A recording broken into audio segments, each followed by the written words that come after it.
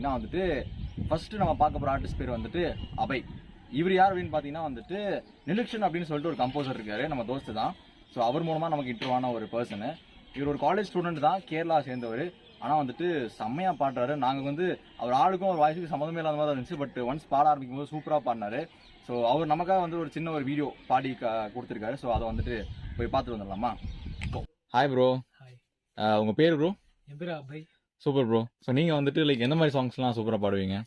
Melody songs பாடுவேன், அப்புறம் fast songs. சாமா super. ஏதாவது நீங்கள் பாடினதில்ல அவர் உங்களுக்கு பிடிச்ச சாங்ஸ் எதாவது எங்களுக்கு பாட முடியுமா? மறுவார்த்தை பேசாதே சாங். Super super.